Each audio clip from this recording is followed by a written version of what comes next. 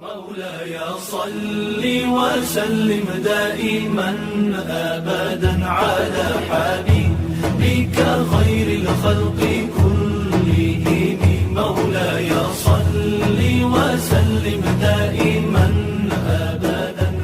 Alhamdulillah kita kembali lagi bersama kita untuk melanjutkan tema kita insyaallah, yaitu ikhlas dalam kehidupan menurut pandangan agama kita. Dan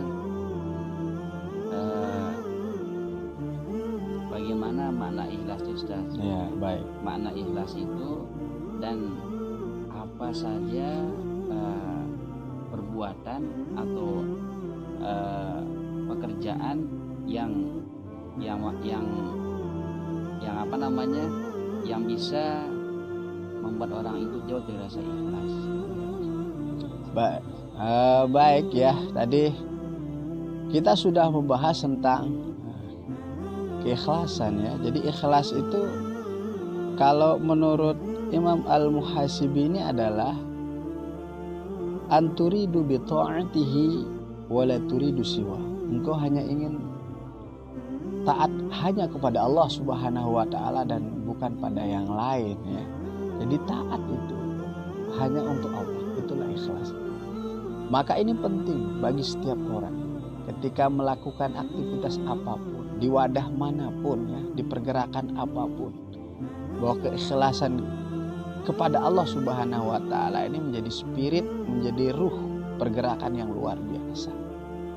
Keikhlasan berbuat itu hanya kepada Allah akan membuat orang fokus menjalankan tugas dan fungsi yang diembankan kepadanya.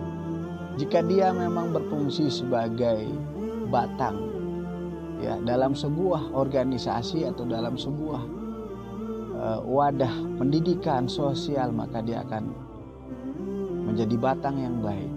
Jika dia menjadi akar misalnya ya, ditugaskan di akar, maka dia akan menjadi akar yang kokoh. Jika dia menjadi cabang, maka dia akan menjadi cabang yang baik, menjadi ranting, bahkan buah yang manis dan indah. Intinya ya jalankan tupoksi masing-masing. Itulah wujud keikhlasan kita berorganisasi, fokus menjalankan apa yang menjadi tugas dan fungsi kita. Nah, apa tujuannya? Tidak ada yang lain ya kecuali hanya menginginkan balasan ya, atau hanya menginginkan al-ajru was-sawab minallahi azza wa jalla.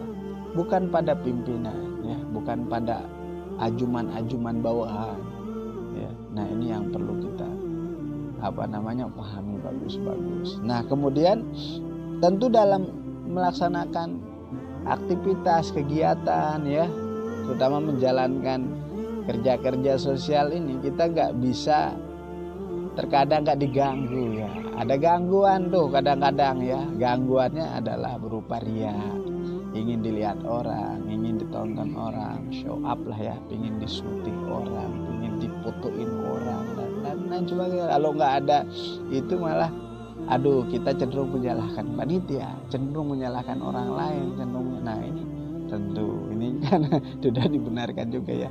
Nah, ria itu sendiri nau'ani, ada dua macamnya ya. Ahaduhuma, yang pertama adalah la yuridu bi ta'atihi ilan nas. Dia tidak ingin ya dalam ketaatannya itu melainkan hanya manusia. Orang yang riak begini nih, kalau sedekah itu yang dia inginkan hanya pujian orang. Kalau nggak rame orang lihat dia lepas sedekahnya, dia nggak mau. Ada lagi misalnya dia inginkan kalau ada orang banyak baru dia mau keluar membantu. Ada orang banyak baru dia mau hadir di masjid. Ada orang banyak baru dia ingin hadir. Nah, tujuannya apa? Untuk memperlihatkan kepada orang kalau dia ini adalah orang yang taat, orang yang ini. Padahal di hatinya yang dia inginkan adalah manusia, bukan Allah. Nah, ini model yang pertama. Wasani ayuri dan nas korban nas. Ada orang yang model riaknya adalah dia menginginkan orang ya dalam aktivitas, dalam amal, dalam kegiatannya, tapi juga dia menginginkan Allah Subhanahu wa taala. Dia beramal karena orang dan karena Allah. Ya, dia sholat karena orang dan karena Allah. Dia zakat karena orang dan karena Allah. Nah, inilah yang perlu kita tahu di mana posisi kita.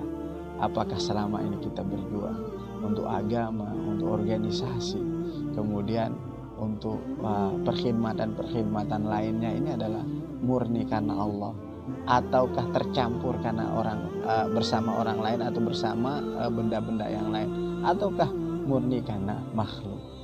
Mudah-mudahan ini bisa kita mengetahui tempat kita sehingga jelas mana yang karena Allah dan mana karena makhluk. Tapi dalam bekerja, apalagi kerja-kerja sosial ya, itu kadang-kadang sesuatu yang susah sekali ya untuk bisa dipisahkan. Yang penting adalah jaga hatinya ya. Kalaupun ada terlontar bahasa-bahasa sebenarnya tidak pantas itu diucapkan, segera istighfar supaya amal kita benar-benar mendatangkan pahala dan kebaikan untuk kita di hari kiamat kelak. Oke, itu aja ya untuk sementara, bahwa intinya adalah kawan-kawan semua bahwa kita akan ikhlas sesuai dengan bahasa Imam Al-Ghazali tadi ya. Kita akan ikhlas ya. Itu apabila didasari oleh mahabbah. Mahabbah itu merupakan warisan dari roja, harapan-harapan kita untuk masa depan. Pergerakan apapun ya, organisasi apapun, ibadah apapun, kalau kita tidak berharap mau berjumpa dengan Allah, berharap masuk surganya Allah, berharap bertemu dengan baginda Rasulullah SAW, maka tidak akan pernah ada cinta. Kalau ada cinta itu, dan cinta akhirat, cinta masa depan, cinta bertemu Allah dan baginda Rasulullah, cinta ingin bertemu dengan atau bersama dengan almarhum ma'aman ahab, para guru-guru kita, para habaib, para kiai dan para tuan guru kita, menyebabkan ada munculnya namanya mahabbah tadi. Dan mahabbah inilah yang tentu akan melahirkan al-qunut ya, ketaatan beribadah, ketaatan menghamba, ketaatan berkhidmat. Dan inilah yang menjadi rahasia kita akan bahagia di dunia dan bahagia di akhirat ya. Sukses di dunia, sukses di akhirat ya. Amin insyaallah ya. Mudah-mudahan saja amin ya. Video singkat ini menjadi pencerahan bagi penonton kita, kaum muslimat ya. Pada kesimpulan saja bahwa ketika kita mendatangkan mahabbah kepada diri kita untuk Allah Subhanahu wa taala, maka akan lahir rasa ikhlas. Dan ketika kita ikhlas, maka insya Allah apa yang kita lakukan benar-benar karena Allah Subhanahu wa taala. Mudah-mudahan video ini mampu menyadarkan diri kita semua, menyadarkan kita semua bahwa selama ini kita seperti apa, apakah sudah ada mahabbah kita kepada Allah atau belum. Nah, maka mudah-mudahan dengan video singkat ini mudah-mudahan jadi pencerahan untuk kita dan kita mencari untuk mendapatkan mahabbah kepada Allah Subhanahu wa taala. Oke, amin ya rabbal alamin. Bila kami mohon maaf, pemirsa, mudah-mudahan ada manfaat untuk kita semua. Assalamualaikum warahmatullahi wabarakatuh. Assalamualaikum.